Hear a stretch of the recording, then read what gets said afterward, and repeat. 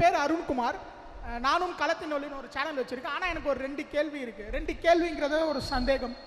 தொடர்ந்து தாவேகா மீது வைக்கக்கூடிய ஒரு சில குற்றச்சாட்டு என்னன்னா, கொள்கையற்ற கூட்டம். நம்ம என்னதான் மதசார்பற்ற சமூக நீதி தான் நம்மளோட கொள்கைனாலுமே திமுக வந்து தங்களுடைய கொள்கையை மக்கள்கிட்ட சேர்த்த அளவுக்கு நம்ம கொள்கை இதுதான், நம்ம வந்து க்ளீன் கவர்னன்ஸ் கொடுக்க போகிறோம், டிக்னிஃபைட் பாலிடிக்ஸ் பண்ண போகிறோம் அப்படிங்கிற கொள்கைகளை நம்ம இன்னும் மக்கள்கிட்ட எப்படி கொண்டு போய் சேர்க்க போகிறோம். இரண்டாவதாக வந்து பார்த்தீங்கன்னா தற்குறி அப்படிங்கிற பிராண்டிங்.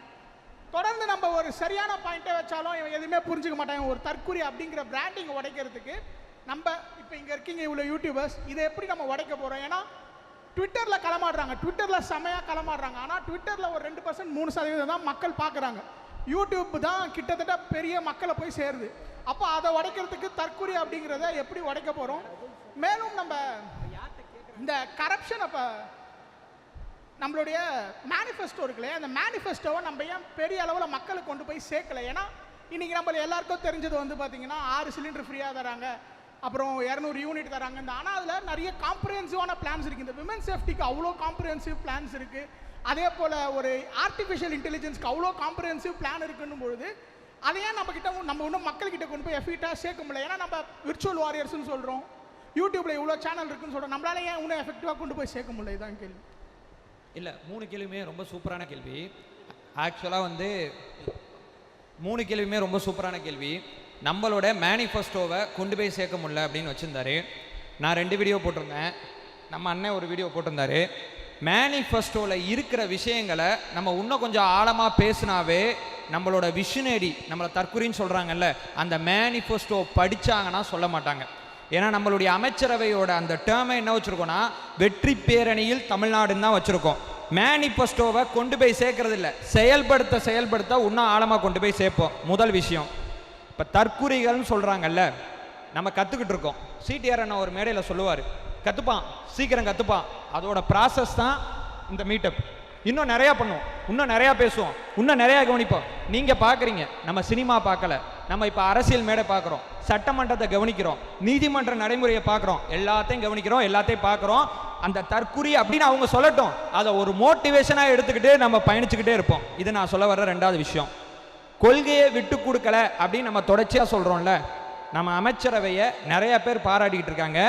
ஒரு சில பேர் அது ஒரு விமர்சனமாக முன்வைக்கிறாங்க. நம்ம கொள்கையில் தான் இருக்கோங்கிறது நம்ம அடுத்து போகிற பல வருஷங்கள் இருக்குல்ல, அதில் நம்ம எவ்வளோ தூரம் கொள்கை உறுதியோடு இருக்கோங்கிறது ஊருக்கே தெரிஞ்சிடும். இடதுசாரி சிந்தனையோட அந்த மனுஷன் அப்பேலேருந்தே அப்படித்தான், சரிங்களா? அவர் வந்து இந்த கொள்கையை பண்ணாதான் கரெக்டாக இருக்கும் இல்லை, இந்த கொள்கை தான் சரியானதுங்கிறத நம்ம அத்தனை பேரையுமே இடதுசாரி சிந்தனையோட மாற்றிருக்காரு. அவர் நினச்சிருந்தா 2 கட்சியில் ஏதோ ஒரு கட்சியோட அப்படியே காம்ப்ரமைஸ் பண்ணிட்டு பாலிடிக்ஸ் பண்ணியிருக்கலாம். தமிழ்நாட்டில் இருக்கிற கட்சியை எதிர்த்தாரு, சென்ட்ரலில் இருக்கிற கட்சியை எடுத்தாரு. ஒத்தாள் ஒரு நபர் எதிர்த்து அரசியல் பண்ணார். காரணம், கொள்கையை விட்டு கொடுக்கக்கூடாதுன்னு தான். ஸோ 3 கேள்வியுமே ரொம்ப சூப்பரான கேள்வி. கேள்விகளை சுருக்கமாக கேளுங்க, பதில்களை சுருக்கமாக சொல்லிடுவோம். ஏன்னா நம்ம நிறையா பேசணும்னு ஆசைப்படுறோம், வேற எதுவுமே கிடையாது. நிறையா பேருக்கு வாய்ப்பு கிடைக்கணுங்கிறது. அடுத்த கேள்வி யாராவது கேளுங்க. யாருக்கிட்ட கேட்குறீங்கிறத சேர்த்து சொல்லிடுங்க, அவங்க பதில் சொல்லிடுவாங்க. கேள்வியில் நான் ரீசெண்டாக ஒரு ப்ராப்ளம் ஃபேஸ் பண்ணேன். என்னென்னா, எங்கள் ஃப்ளாட்டில் கொஞ்சம் கிட்ட வச்சு பேசு. எங்கள் ஃப்ளாட்டில் நான் அவங்க பேர் சொல்ல விரும்பலை, ஒரு பையன் மெயின்டெனன்ஸ் பார்த்துருந்தாங்க, ஒரு லேடி. இது நன்றிக்கு தான் சொல்கிறேன். கேட்குதா? ஒரு லேடி வந்து மெயின்டெனன்ஸ் பார்த்துருந்தாங்க எங்கள் ஃப்ளாட்டில். அங்கே என்ன நடந்துச்சுன்னா, இன்னொருத்தவங்க வந்து லாயர், அந்த இடத்துல லாயராக இருந்தாங்க. அவங்கக்கிட்ட கீ கொடுத்தாங்க. எதுக்குன்னா ஸ்பேர் கீ கொடுத்தாங்க. எதுக்குன்னா, இப்போ வந்துட்டு வெளியில் அவங்க உடம்பு முடியல, அவங்க குழந்தைக்கு நாங்கள் வெளியில் போனாங்க, கொடுத்துட்டு திருப்பி கேட்கும்போது அவங்க தகாத வார்த்தையில் பேசுகிறாங்க. அந்த பையன்கிட்ட உங்கள் அம்மாவை பற்றி தப்பாக பேசுனாங்க. அவங்க வந்துட்டு இப்போ லேடிஸ் மட்டும்தான் இருந்தாங்க, அந்த லேடி மட்டும்தான் இருந்தாங்க. அவங்க ஹஸ்பண்ட் வந்து மெரெயினில் வேலை செய்கிறாங்க. அப்படி இருக்கும்போது நாங்கள் ஃப்ளாட்டில் எல்லோரும் சேர்ந்தோம். ஆனால் ஃப்ளாட்டில் எல்லோரும் சேரும்போது அங்கே ஒரு லாயர் சொன்னார். அவங்க கூட்டம் கூட்டின்னு வந்துட்டு எங்களுக்கு அப்போ என்ன செய்யறதுன்னு தெரியல. அப்போ எங்கள் அம்மா தான் என்ன செஞ்சாங்கன்னா, இந்த மாதிரி சிங்கப்படைக்கு ஃபோன் பண்ணுவோம் அப்படின்னு. ஃபோன் பண்ண நேரத்தில் டக்குன்னு ஃபோன் எடுத்து இந்த மாதிரி ஸ்டேஷன் பக்கத்தில் கனெக்ட் பண்ணிட்டு, ஏன்னா 100க்கு அடித்தோம், அப்போ எடுக்கல. சிங்கப்பெண்ணுக்கு ஃபோன் பண்ணதுக்கப்புறம் அவங்க வந்துட்டு பக்கத்தில் வடபழனியில் இருக்கேன், நாங்கள் வடபழனியில் இருக்கிற போலீஸ்க்கு சால்வ் ஆச்சு. நன்றியும் நாங்கள் முடிச்சது இல்லாமல் 2 பக்கமும் நடுவாக பேசணுமான்னு அந்த போலீஸ் கேட்டாங்க. அதுக்கு முன்னாடி நீங்கள் அவங்கக்கிட்ட தான் கெஞ்சணும், லாயர்ஸ் கிட்ட தான் போய் கெஞ்சணும்ட்டாங்க. ஆனால் அதுக்கப்புறம் வந்துட்டு நடுநிலையாக பேசணுமான்னு கேட்டாங்க. சரி அப்படின்ட்டு. அதில் எங்களுக்கு இன்னொரு விஷயம் என்னென்னா, நாங்கள் வீட்டுக்கு வந்துட்டு அந்த இஷ்யூ முடிஞ்சதுக்கப்புறம் கால் பண்ணாங்க. திருப்பியும் சிங்கப்பெண் படையிலேருந்து கால் பண்ணி இந்த மாதிரி ப்ராப்ளம் சார்ட் அவுட் ஆயிடுச்சா அப்படின்ட்டு. ஆனால் அந்த பையன் மேலே இன்னும் அந்த பையன் போய் இன்னும் ஸ்டேஷனில் ஜாமீன் தான் எடுத்தோம். போய் அவன் வந்து சைன் பண்ணிட்டு தான் இருக்கான். இதுக்கு நான் நன்றி சொல்லணும்னு நினைக்கிறேன். அதுக்காக தான் இது. ஓகே ஓகே, நன்றி நன்றி நன்றி, சூப்பர். கொஞ்சம் சீக்கிரமாக முடிச்சுங்க. வணக்கம், என்னோட பேர் திவாகர். பேசுங்க பேசுங்க. வணக்கம், என்னோட பேர் திவாகர். நான் ராயபுரம் சென்னையிலேருந்து வரேன். எனக்கு என்ன கொஸ்டின்னா, இப்போது டிவிக்கு பொறுத்த வரைக்கும் வந்து விர்ச்சுவல் வாரியர்ஸ் ஆகட்டும், இன்ஸ்டாகிராமு, யூடியூப் எல்லா இதுலையும் பயங்கர ஸ்ட்ராங். யாருமே நம்மக்கிட்ட வர முடியாது, நம்ம தான் நம்பர் 1. ஆனால் இந்த மெயின் ஸ்ட்ரீம் மீடியாவுக்கு எப்போ வருவோம்? அது வந்து பல பேர் மக்கள்கிட்ட அதுதான் மெயினாக போகுது. அதில் வந்து பார்த்திங்கன்னா நமக்கு எதிரான நெரட்டிவ்ஸ் தான் எல்லாருமே செட் பண்ணுறாங்க. அதை எப்போ உடைக்க போகிறோம்? நமக்குன்னு ஒரு மெயின் ஸ்ட்ரீம் மீடியா எப்போ வரப்போகுது? நம்ம மக்கள்கிட்ட எப்போ போகும்? சொல்றியா நீ சொல்லு கூடி. அதாவது ஒரு அரசியல் கட்சி ஆரம்பிக்கும் போது ஒரு காலகட்டத்தில் நாளிதழ் தேவை, ஒரு நியூஸ் பேப்பர் தேவை அப்படிங்கிற ஒரு டெம்ப்ளேட் இருந்துச்சு. ஒரு முரசொலி, வாட்டவட்டிஸ், ஏதோ ஒரு நியூஸ் பேப்பர் இருக்கும். அடுத்த டெம்ப்ளேட்டு தொலைக்காட்சி தேவை அப்படிங்கிற ஒன்று இருந்துச்சு. இப்போ கேப்டன் கூட கேப்டன் தொடங்கினாங்க. இப்படி ஒவ்வொருத்தவங்களும் ஒவ்வொரு நியூஸ் மீடியா தொடங்கினாங்க. இப்போ இருக்கிற காலகட்டத்தில் நம்ம சொல்கிறீங்கல்ல மீடியா வேணும்னு, ஒருவேளை மீடியா நரேட்டிவை இங்கே இருக்கிற எல்லாரும் நம்பியிருந்தோம்னா தாவேக்காக ஓட்டு போட்டுப்போமா? மீடியா நரேட்டிவை நம்ம ஊடகத்தின் வழியாக உடைக்கிறோம், கரெக்டாக? நம்ம வந்து சோசியல் மீடியா மூலமாக உடைக்கிறோம். ஆனால் நமக்கு ஒரு மீடியா தேவைங்கிற உங்கள் பாயிண்ட் மட்டும் கிடையாது, இங்கே இருக்கிற எல்லாரோட பாயிண்ட், மாற்று கருத்து இல்லை. அது தலைவர் அதற்கான முயற்சிகள், அதற்கான விஷயங்கள், அதற்கான விஷனரி, அவரோட சிந்தனை ஓட்டத்தில் அவர் சிந்திச்சுட்டு தான் இருக்காருங்கிறது எனக்கு தெரிஞ்ச தகவலை நான் உங்கள்கிட்ட சொல்லிடுறேன். வந்துடும் சார், கூடிய விரைவில் அதுக்கான வேலைகளை பார்த்துட்டு இருக்கோம், கண்டிப்பாக வந்துடும். செக் நான் கேட்குதா? கேட்குதுப்பா, கேட்குது. நான் இது எல்லாருக்குமான பொதுவான கேள்வி தான். நம்ம தாவேக்காவை சேர்ந்த யூடியூபர்கள் எல்லாருமே திமுக செய்யக்கூடிய அட்டுளைங்கள் பற்றி விமர்சித்து வீடியோக்கள் போடுறோம். தாவேக்கா செய்யக்கூடிய நல்லதை பற்றி அதை வாழ்த்தியும் போடுறோம். அதே சமயம் சில நேரத்தில் வந்து விமர்சனங்களையும் முன்வைக்கிறோம். அதே சமயம் ஒட்டுமொத்த தாவேக்கா அரசாங்கத்தின் மீது வைக்கக்கூடிய குற்றச்சாட்டுகள் உண்மையாக இருக்கும் பட்சத்தில் நீங்கள் வெளிப்படையாக இனிமே பேசுவீங்களா? ஏன்னா அதுவும் சொல்லிடுறேன், இதுக்கு முன்னாடி நம்ம ஆளுங்கட்சியும் கிடையாது, எதிர்கட்சியும் கிடையாது. ஆனால் எடுத்த எடுப்புலையே நம்ம ஆட்சிக்கு வந்திருக்கிறோம். அதனால் நீங்களும் பழைய திமுகவின் யூடியூபர்களை போலவோ இல்லை மற்ற கட்சியினர் போலவோ இல்லாமல் நடுநிலையாக தாவேக்காவினுடைய யூடியூப் ஒட்டுமொத்த நபர்களும் செயல்படுவார்களான்றது முதல் கேள்வி. ரெண்டாவது கேள்வி, லிங்கேசனனுக்கு பேசுறதுக்கு வாய்ப்பு கேட்டிருந்தேன், கொடுப்பீங்களா மாட்டிங்களா? இல்லை கண்டிப்பாக எல்லாருக்குமே வாய்ப்புகள் இருக்குது. அதனால தான் மைக் உங்ககிட்ட வந்திருக்கு. என்னென்னா நேர குறைபாடு, அதனால தான் வந்து பார்த்தீங்கன்னா நீங்களே பாருங்கள் கொஞ்சம் பேர் கலைஞ்சு போயிட்டாங்க. அதுதான், தப்பாக எடுத்துக்காதீங்க. நீங்கள் கேட்ட கேள்வி விமர்சனங்கள் உங்கள் சைடில் தவறு நடந்தால் நீங்கள் எடுத்து சுட்டி காட்டுவீங்களான்னு கேட்குறீங்க. கண்டிப்பாக 100% பண்ணுவோம். அதை நாங்கள் எங்கள் சேனலில் போய் எடுத்து பாருங்கள். நீங்கள் இதுக்கு ஒரு சின்ன உதாரணம் என்னென்னா, ஒரு சட்டமன்ற உறுப்பினர் ஒருத்தர் வந்து பார்த்தீங்கன்னா ஒரு பெரிய கத்தியில் கேக் வெட்டினார். அதை ஒட்டுமொத்த யூடியூபரும் அதை பற்றி பேசணும். இது தவறான ஒரு செயல், இதை செய்யக்கூடாது. என்ன அந்த விமர்சனம் எப்படி வச்சோம் அப்படின்னா, என் வீட்டில் ஒருத்தர் தப்பு பண்ணால் நாங்கள் எப்படி கேட்போமோ அப்படி கேட்டோம். எப்பா என்னப்பா இது இப்படி பண்ணாதப்பா, இதெல்லாம் தப்பு, அப்படி பண்ணனா பக்கத்து வீட்டில் இருக்கவனுக்கும் உனக்கும் என்னப்பா, எதிர் வீட்டில் இருக்கவனுக்கு உனக்கும் என்னப்பா வித்தியாசம்ன்ற அந்த முறையில் கேட்டோம். தவறை கேட்காம இருக்க மாட்டோம். தவறு யார் செஞ்சாலும் அது தவறு தான், கண்டிப்பாக சுட்டி காட்டுவோம். நாங்கள் கொத்தடிவிகள் கிடையாது, நாங்கள் கண்டிப்பாக கேட்போம். இன்னொரு விஷயம், நாங்கள் வந்து தாவேக்காவினுடைய நலன் விரும்பிகள். திமுகவினுடைய சில ஆதரவு யூடியூபர்ஸ் எல்லாம் பார்த்துருப்பீங்க இல்லையா, அண்டா செந்தில், ஜீவசாகர், இவங்கெல்லாம் காசு வாங்கிக்கிட்டு பேசக்கூடியவர்கள், அவர்களுடைய வேலையாட்கள். நாங்கள் வந்து யாரு? நலன் விரும்பிகள். திமுக ஏன் தோத்துது தெரியுமா? அண்டா செந்தில் தான் காரணம், ஜீவசகாப்தம் தான் காரணம், ஷர்மிளா தான் காரணம். ஏன் காரணம்? பெண்களுக்கு எதிராக ஒரு பிரச்சனை நடக்கும்போது இந்த மிகப்பெரிய கற்பழிப்பு உத்தரப்பிரதேசத்தில் கற்பழிச்சான் பாருங்க அப்படிங்க. யாரு? ஷர்மிளா. சட்ட ஒழுங்கு பிரச்சனை வரும்போது தமிழ்நாட்டினுடைய எண்ணிக்கை தெரியுமா, இவ்வளவு தான். ஆனால் மத்திய பிரதேசத்தில் இவ்வளவு இப்படின்னு சொல்லி கம்பேர் பண்ணிட்டு இருந்தாங்க. இந்த பிரச்சனையை பற்றி பேசலை, இந்த வீரியத்தை பற்றி பேசலை, இதனால் ஏற்படக்கூடிய துன்பத்தை பற்றி பேசலை. இது பேசாததுனால தான் மக்கள் அவர்கள் மேலே வெறுப்படைஞ்சு தூக்கி எறிஞ்சாங்க. நாங்கள் பேசுவோம், ஆனால் விமர்சனங்களுக்கு நியாயமான விமர்சனங்கள் வைப்போம். அவதூறுகளை ஒருபோதும் பரப்ப மாட்டோம். முதல்ல ஒரு விஷயத்தை புரிஞ்சுக்கணும். ஆட்சி இப்போ தான் அமைந்திருக்கிறது. ஆட்சி இப்போதான் நடப்பதற்கான பணிகள் நடந்துகிட்டு இருக்கு. எல்லாரும் விமர்சனத்துக்கு உட்பட்டவர்கள் தான், எல்லாரும் மனிதர்கள் தான், எல்லாரும் செய்யக்கூடிய தவறு தான். தளபதி ஒருத்தர் அப்பாயின்ட் பண்ணாரு, விமர்சனங்கள் எதிர்க்கட்சிகள் வைத்தாங்க, உடனே மாத்தினாங்களா? இப்போ என்னன்னா, விமர்சனங்களை ஏற்றுக்கொள்ளக்கூடிய பக்குவம் நம்முடைய தலைமைக்கு இருக்கக்கூடிய வரையிலும் நலன் விரும்பிகள் விமர்சனம் வைப்பதில் தப்பு இல்லை. அப்படி வைக்கும்போது நிச்சயமாக ஒரு மாற்றம் வரும். இதனால பலவீனம் அடையாது. புரியுதா? உண்மையிலே தாவேக்காவுடைய நலன் விரும்பிகள் நம்ம கூட இருக்காங்க. ஒரு நண்பன் தவறு செய்யும் போதே இது தப்புன்னு சொல்லி சுட்டி காட்டுவோமா மாட்டோமா? அப்படி அடிப்படையில் நாங்கள் நிச்சயமாக சுட்டி காட்டுவோம், மாற்றுக்கிறது இல்லை. செக் இன்னும் நிறைய பேர் கேட்க ஆசைப்படுறாங்க. அதில் ஒரே ஒரு விஷயம் மட்டும் அவருக்கு சொல்லிடுறேன். இந்த கட்சியே பார்த்தீங்கன்னா, எங்களோட தளபதியை, எங்களோட தலைவரே பார்த்தீங்கன்னா தவறு செஞ்சால் அதை ஏற்றுக்க மாட்டார். பெருங்கலத்தூரில் ஒரு கட்சி நிர்வாகி ஒரு ஊழியரை அடித்தாருன்னு சொல்லிட்டு அவரை அடிப்படை உறுப்பினர் பதவியிலேருந்து தூக்கிட்டோம். வேலூரில் ஒருத்தர் பார்த்தீங்கன்னாக்கா இந்த மாதிரி காசு வாங்கினாருன்னு சொல்லிட்டு அடிப்படை உறுப்பினர் பதவியிலேருந்து தூக்கிட்டோம்.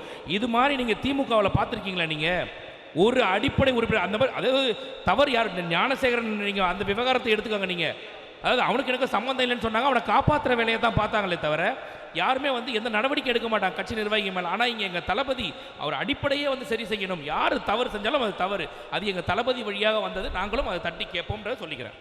நாங்கள் அடிமைகள் இல்லை, வெறும் ஆதரவாளர்கள் தான், தாவேக ஆதரவாளர்கள் தான். ஒரே ஒரு விஷயம் சொல்லிக்கிறேன். சுட்டி காட்டுவீங்களான்னு சொல்லி கேட்டீங்க.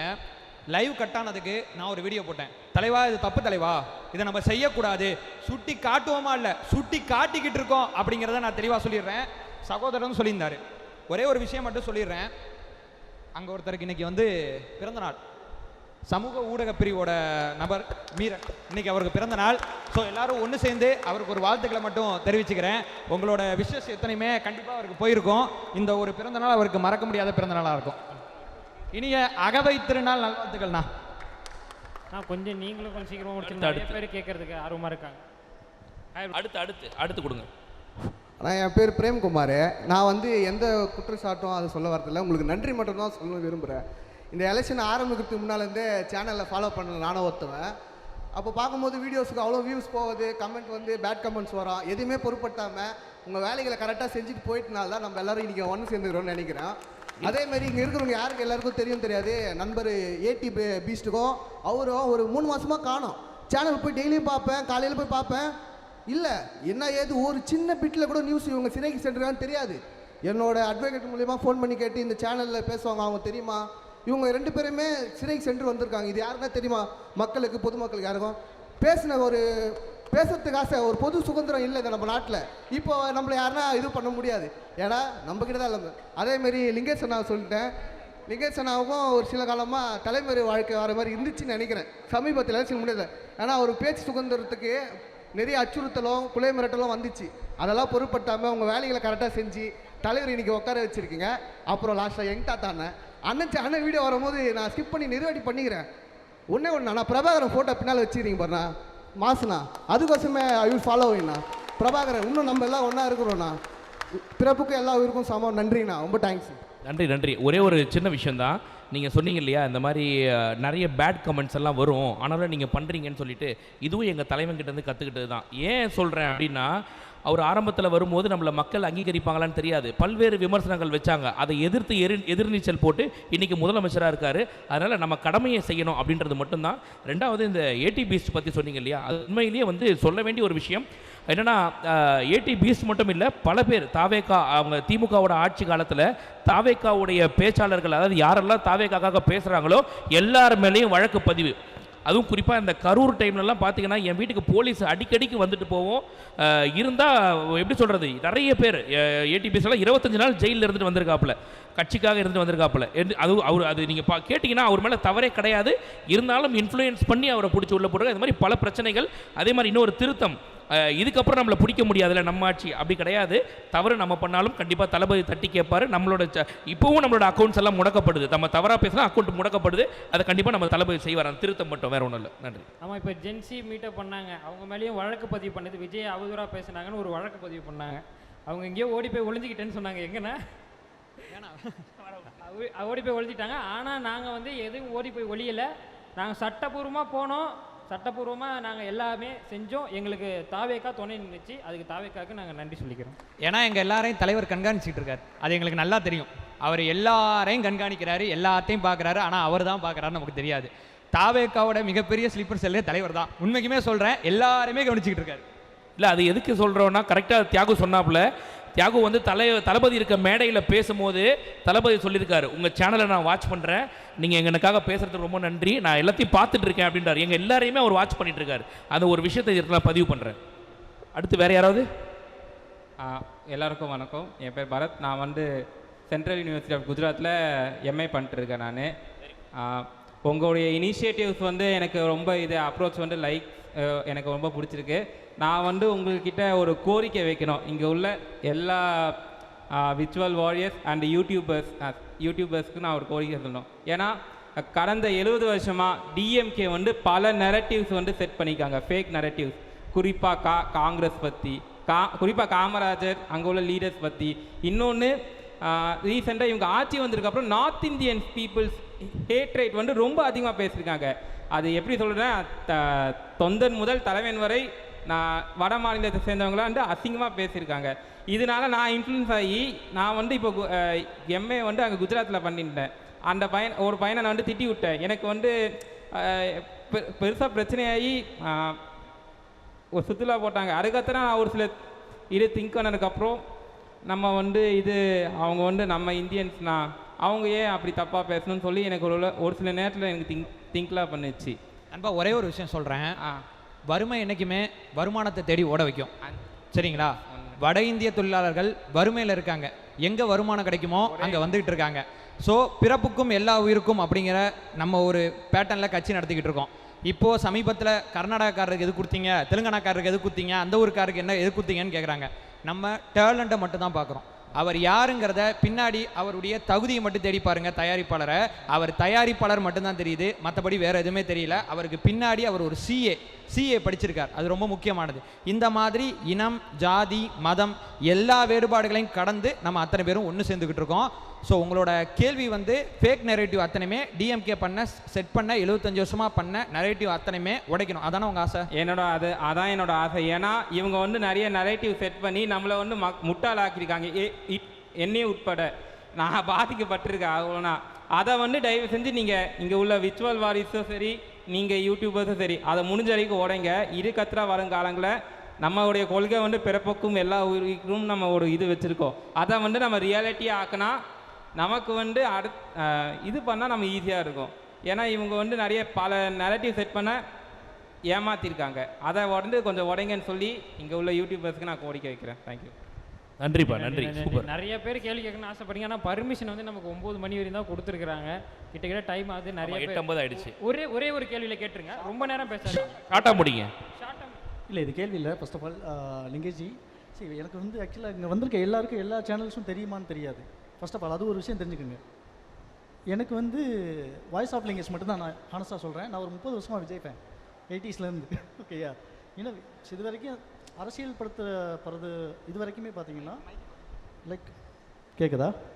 ஸோ உங்களோட விசிபிலிட்டி இன்க்ரீஸ் பண்ணுங்கன்னு சொல்ல வரேன் என்னோட ஐடியாவில். இப்போ வாய்ஸ் ஆஃப் லிங்கேஜ் தெரியும், அவர் பார்த்துருக்கேன். மித்த பெரிய யூடியூபர்ஸ்லாம் இருக்கீங்க, பட் நிறைய ரீச் இல்லை. சொல்ல போனால் Tier 2 Tier 3 சிட்டியில், I'm from Tier 3 city, I'm from Madurai. ஆக்சுவலாக உங்கள் ரீச்சை இன்க்ரீஸ் பண்ணுங்கள். Tier 2 Tier 3 சிட்டியில் இருக்க சோஷியல் இஷ்யூஸை நிறையா பேசுங்க. ஃப்ரீக்வன்சியை கொஞ்சம் இன்க்ரீஸ் பண்ணுங்கள். சோஷியல் இஷ்யூஸ் வந்து இன்னும் கொஞ்சம் டீப்பாக போங்க. ப்ளஸ் அடுத்து வர யூடியூபர்ஸும் கொஞ்சம் வளர்த்து விடுங்க. கண்டிப்பாக சார். இதெல்லாம் கொஞ்சம் ஹெல்த்தியாக இருக்கும். இன்னொன்று, இந்த மாதிரி ஈவெண்ட் எடுத்ததுக்கு ரொம்ப நன்றி. கொஞ்சம் பெரிய லெவலில் பண்ணுங்கள்.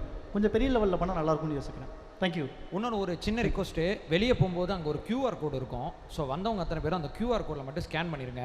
ஏன்னா அது வந்து இவ்வளோ பேரை நம்ம சம்பாதிச்சிருக்கோம் அப்படிங்கிறது நம்ம மேலே இருக்கிறவங்க தெரிஞ்சுக்கணும்னு ஆசைப்பட்றாங்க. அந்த QR கோடில் மட்டும் நீங்கள் ரெஜிஸ்டர் பண்ணிடுங்க. போகும்போது ஒரு சின்ன ஸ்கேன். ஓகே? ஹாய்ண்ணா. ஹாய். என் பேர் ஜேசன் சஞ்சய். நான் கோயம்புத்தூர்லேருந்து வரேன். இங்கே வந்திருக்கோம் என் தளபதி நினைச்சு குடியிருக்கும் அனைவருக்கும் வணக்கம். ஃபர்ஸ்ட் ஆஃப் ஆல் இப்போ இந்த கொத்தூஸ் அப்படின்னு சொல்கிறீங்க ஜென்சி கிட்ஸ், அவனுங்க உண்மையிலேயே கொத்தூஸா அப்படிங்கிறது எல்லாரும் தெரிஞ்சுக்க வேண்டிய விஷயம். கொத்தூஸ் மீட்டிங் போகிறானுங்க, ஆனால் வெளியே லைனில் இருந்து பணம் வாங்கிட்டு வெளியே போகிறானுங்க. இன்ஃபால் அதை நோட் பண்ணிங்க, வீடியோவே என்கிட்ட இருக்குது, நான் வெளியே விட்டுருக்கேன் சம்திங், அதை ஃப்ளாஷும் ஆகிருக்கு. அங்கே வர அத்தனை பேருமே வந்துட்டு ஜென்செட் மீட்டிங் வர ஆளுங்களே கிடையாது. முக்கால்வாசி காசுக்காக வேலை பார்க்குற கூட்டம், காலேஜ் பசங்க ஸ்டூடெண்ட்ஸ். அவங்க எதுக்கு வரானுங்க? ஃபீஸ் கட்டுறதுக்கு, அவங்க கிராஜுவேஷன் இந்த மாதிரி யூஸுக்காக வராங்க. இது எல்லாத்துக்குமே தெரியப்பட விஷயம். கொத்தூசா நம்ம பசங்க அசிங்கமாக திட்டுறாங்க, இது நான் பொதுவாக சொல்கிறேன். அந்த பசங்க வந்துட்டு பணத்துக்காக வராங்க, பட் அவங்க பேசுகிறது தப்பான விஷயம். அவங்க பேசுறது அவங்களா பேசுறது கிடையாது, லிஸ்ட்டு கொடுத்து பேச வைக்கிறாங்க, இதான் உண்மை. இப்போ இன்னொரு விஷயம், நம்ம ஹார்பர் தொகுதி, நம்ம சேகர் பாபு ஐயா தொகுதி எலெக்ஷனுக்கு ஒரு 8 மாதத்துக்கு முன்னாடி மழை பெஞ்சு வீடெல்லாம் இடிஞ்சிருச்சு.